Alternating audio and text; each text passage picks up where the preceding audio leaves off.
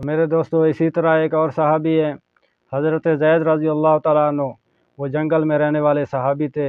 بہت ہی مفلس اور بہت ہی فقیر آدمی تھے، رنگ کے بھی اتنے اچھے نہیں تھے،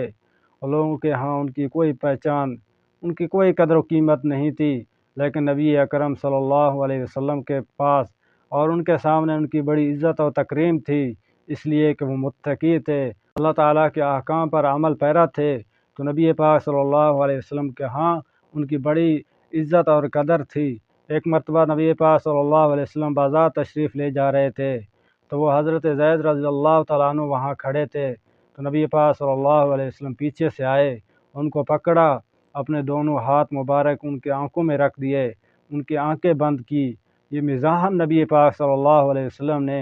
خوش طبعی کے لیے اس طرح کیا۔ جب اس نے پہچانا کہ یہ نبی کریم صلی اللہ علیہ وسلم ہیں، تو انہوں نے اپنے پیٹھ کو نبی پاک صلی اللہ علیہ وسلم کی سینہ مبارک سے اور زیادہ متصل کر دیا کہ برکتیں حاصل ہوں، اور یہ برکتیں ہزاروں نعمتوں سے بڑھ کر اور افضل ہیں۔ یہاں تک کہ حجۃ الوداع کے موقع پر جہاں 1,24,000 صحابہ کرام رضوان اللہ علیہم اجمعین کا مجمع تھا، تو نبی کریم صلی اللہ علیہ وسلم نے اعلان کیا، سنو کہ میں نے جاہلیت کے عصبیت کو، قومی عصبیت کو اپنے پاؤں تلے رون دیا۔ آج کے بعد کسی عربی کو عجمی پر، کسی سفید فام کو کسی سیاہ فام پر کوئی فوقیت حاصل نہیں ہے۔ آج کے بعد اگر کسی کو کسی پر فوقیت حاصل ہے، فضیلت کا جو مدار ہے وہ صرف اور صرف تقوی پر ہے۔ میرے دوستو، نبی پاک صلی اللہ علیہ وسلم نے بار بار اس کی تاکید کی ہے کہ مسلمان آپس میں بھائی بھائی ہیں، انما المؤمنون اخوہ، مسلمان آپس میں بھائی بھائی ہیں۔ نبی پاک صلی اللہ علیہ وسلم نے بار بار اس کی تاکید کیوں کی ہے؟ کیونکہ نبی پاک صلی اللہ علیہ وسلم کو اس کا اندازہ تھا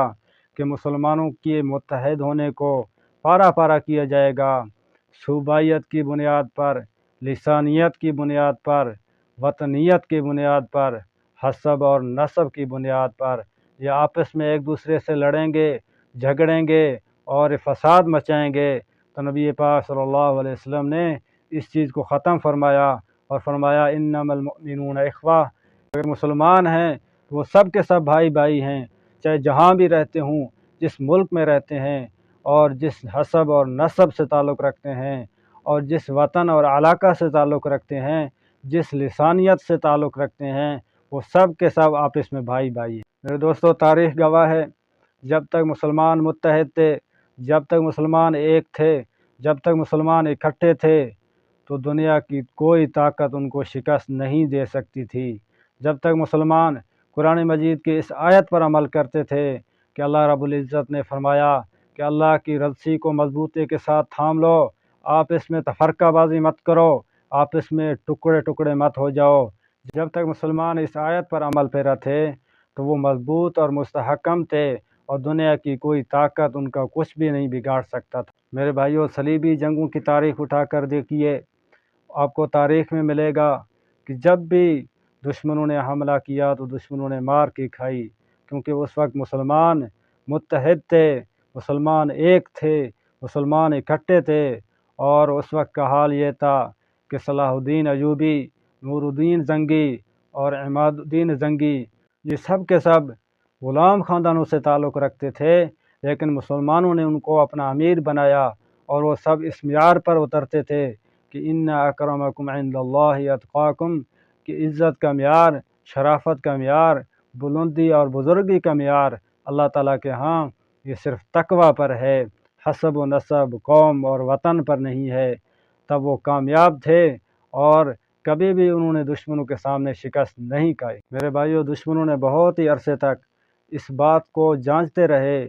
کہ مسلمانوں کے کامیابی کا راز کیا ہے۔ ان کو معلوم ہوا کہ مسلمانوں کے کامیابی کا راز ان کے متحد ہونے میں ہے، ان کے اتحاد میں ہے، تو انہوں نے اس اتحاد کو پارا پارا کرنے کی کوشش کی، اور عصبیت اور قومیت کا بیج ان مسلمانوں کے درمیان انہوں نے بویا۔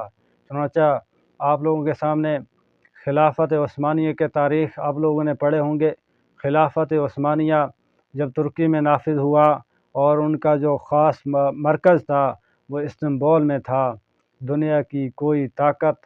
اس کو شکست نہیں دے سکتی تھی۔ دشمن اور کفار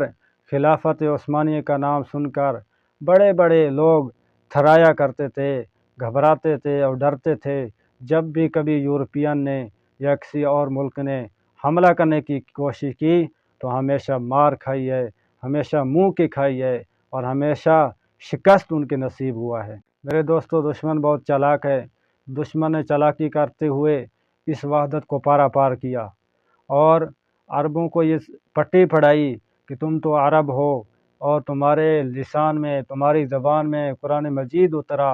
اور تم پر فضیلت ہے، تم فوقیت رکھتے ہو، یہ ترکوں کے زیر نگین کیوں رہتے ہو، ان کی خلافت کو کیوں تسلیم کرتے ہو، ان کی حکومت کو کیوں تسلیم کرتے ہو، ان کو اپنا بڑا کیوں مانتے ہو۔ یہاں تک کہ عرب جوش میں آ گئے تو انہوں نے عرب لیگ نامی ایک تنظیم بنائی اور انہوں نے کہا کہ ہمارا ترکی والوں سے کوئی تعلق نہیں ہے، ہم ان کے زیر نگی نہیں رہیں گے، ہم ان کے اقتدار میں نہیں رہیں گے، ہم ان کی خلافت کو تسلیم نہیں کریں گے۔ پھر ترکی والوں کو یہ پٹی پڑائی کہ تم تو ترکستان کے رہنے والے ہو، تمہاری اپنی قوم ہے، تمہاری اپنی زبان ہے، تمہاری اپنی تہذیب ہے، تم عربوں میں کیوں خلط ملط ہو گئے ہو، تم کیوں عربی پڑھتے ہو اور عربی رسم الخط کو کیوں اپناتے ہو، سب کچھ اپنی زبان کے جو رسم الخط ہیں وہ اپناؤ۔ تو انہوں نے بھی عربیت کو چھوڑ دیا اور عربوں کے ساتھ کو چھوڑ دیا، تو وہ بھی ایک گروہ میں تقسیم ہو گئے، عرب بھی ایک گروہ میں تقسیم ہو گئے۔ میرے دوستو، اس کا نتیجہ کیا ہوا؟ اس کا نتیجہ یہ ہوا، جب ترکوں کے پاس حکومت آ گئی تو انہوں نے ترکیوں کو ملازمت دینے میں زیادہ ترجیح دی اور عرب لوگوں کو ترجیح نہیں دی۔ تو ان کو یہ شکایت ہوئی، یہ ترکی لوگ ہیں، یہ ہمیں ترجیح نہیں دیتے، ہمیں ملازمتیں نہیں دیتے، یہ تو صرف اور صرف ترکیوں کو دے رہے ہیں۔ ادھر سے یہ شکایت ان کو پہلے سے تھی۔ ادھر سے مصطفیٰ کمال پاشا، انہوں نے ایک تحریک چلائی کہ ہم اس خلافت کو ختم کریں گے اور صرف ترکیوں کے حقوق کی بات کریں گے، ان کو ترقی دیں گے، یہ عربوں سے جان چھڑائیں گے اور عربوں کو یہاں سے بھگائیں گے۔ تو آپس میں یہ حسد اور بغض، یہ لڑائی اور جھگڑے یہ بڑھتے چلے گئے، یہاں تک کہ بات یہاں تک پہنچ گئی کہ خلافت عثمانیہ ٹوٹ گئی اور مسلمانوں کا جو اتحاد تھا وہ یہاں تک کہ بات پہنچی کہ خلافت عثمانیہ ٹوٹ گئی اور مسلمانوں کا جو اتحاد تھا وہ پارا پارا ہو گیا۔ اس پر اقبال مرحوم نے کہا، چاک کر دی ترک نادان خلافت کی قبا، چاک کر دی ترک نادان خلافت کی قبا، سادگی اپنوں کی دیکھ اوروں کی عیاری بھی دیکھ۔ میرے دوستو، اسی طرح خلافت عثمانیہ ٹوٹ گئی اور ان کی جو وحدت، ان کی جو قوت تھی وہ پارا پارا ہو گیا۔ حالانکہ خلافت عثمانیہ وہ اتنی بڑی سلطنت تھی کہ اس میں سورج غروب نہیں ہوتا تھا۔ آج مسلمانوں کے 52 ملک ہیں، وہ سمجھو کہ جس طرح خلافت عثمانیہ کے 52 ٹکڑے ہو گئے۔ بہرحال میرے دوستو، یہ جو عصبیت ہے یہ مسلمانوں کی قوت کو ختم کرنے والی چیز ہے، اور اس پر اقبال مرحوم نے کہا تھا، ان تازہ خداؤں میں بڑا سب سے وطن ہے، جو پیرہن ہے اس کا ملت کا کفن ہے۔ یعنی ان تازہ خداؤں میں سے جو بنائے گئے ہیں ان میں سب سے زیادہ بڑا خدا یہ ہے کہ جو میرے ملک کا رہنے والا ہے، جو میرے صوبے کا رہنے والا ہے، جو میرے لسان سے تعلق رکھتا ہو، میرے حسب و نسب سے تعلق رکھتا ہو، وہ تو میرا بھائی ہے۔ جو اس کے علاوہ ہے وہ ذلیل ہے، وہ حقیر ہے۔ اس کا نتیجہ یہ نکلا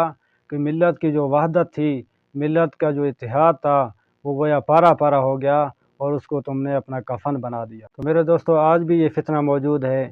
آج بھی لسانیت پر اور علاقائیت پر، صوبائیت پر اور وطن پرستی پر لوگ فخر محسوس کرتے ہیں اور ایک دوسرے کو ذلیل اور حقیر سمجھتے ہیں۔ اس کا لازمی نتیجہ یہ ہوتا ہے کہ آج بھی ہمارے اندر ایسے حادثات رونما ہوتے ہیں جو بیان کرنے کے قابل بھی نہیں ہوتے۔ ان سب چیزوں سے بچنے کے لیے اللہ رب العزت کے اس حکم پر عمل کرنا چاہیے کہ ان اکرمکم عند اللہ اتقاکم، کہ اللہ کے ہاں عزت والا، شرافت والا، اور عزت اور شرافت کی بنیاد یہ ہے کہ تقوی پر ہے۔